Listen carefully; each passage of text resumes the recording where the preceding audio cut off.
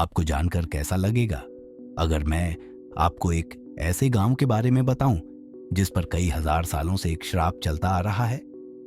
इस श्राप से गांव की हालत इतनी खराब थी कि गांव में जन्म लेने वाले ज्यादातर इंसान नहीं बल्कि राक्षस होते हैं। यह श्राप इस गांव में कुछ इस तरह आया था कि 1000 साल पहले इसी गांव में एक राक्षस और राक्षसी रहते थे। ये दोनों गांव से दूर रहते थे ताकि गांव वाले इनसे डर के ना रहें।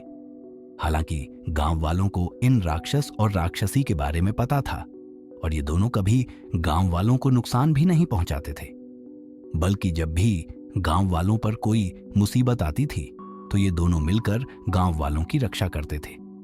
इसी व्यवहार के कारण गांव वाले भी उन दोनों से खुश रहते थे।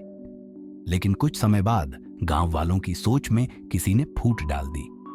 उसने कहा कि अगर ये राक्षस और राक्षसी कभी भूखे हुए तो वे गांव के बच्चों को अपना खाना बना लेंगे। ये बात गांव वालों में आग की तरह फैल गई। जो भी बच्चे किसी भी कारण से गांव से गायब होते उनका इल्जाम राक्षस और राक्षसी पर लगने लगा।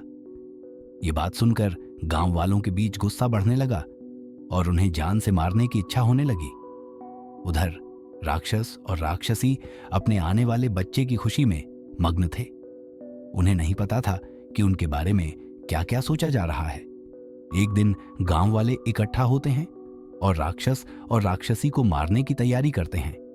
वे सब उनके घर की तरफ बढ़ने लगते हैं और फिर उनके घर का घेराव कर लेते हैं। राक्षस बाहर आता है और डर जाता है।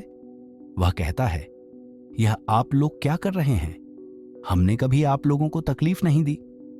तभी भीड़ में से आवाज आती है, दी नहीं लेकिन आगे जरूर दोगे, इसलिए आज ही तुम्हारा और तुम्हारी बीवी का किस्सा खत्म कर देते हैं।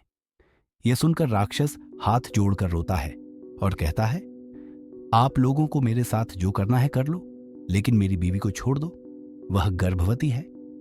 लेकिन गांव वालों के सिर पर तो खून सवार था। सब चिल्लाकर कहते हैं, जला दो इन्हें। तभी राक्षस को आग लगा दी जाती है और वह वहीं भस्म हो जाता है। तभी उसकी पत्नी घर से बाहर आती है। वह सब समझ चुकी थी और देख चुकी थी। वह कहती है, मैं इस गांव को श्राप देती हूं कि इस गांव में हमेशा पैदा होने वाला हर बच्चा राक्षस या राक्षसी के रूप में पैदा होगा। यह श्राप देने के बाद वह कहती है, इंसान कभी नहीं सुधरेंगे, उन्हें सिर्फ दूसरों की बर्बादी में सुकून मिलता है।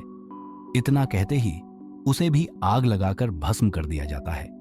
यही श्राप था जो गांव में चलता आ रहा था और हमेशा चलता रहेगा। इससे हमें यह समझ आता है कि इंसान बहुत मतलबी जीव है। वह फायदे में आपके साथ रहेगा और आपका नुकसान करने में कोई कसर नहीं छोड़ेगा।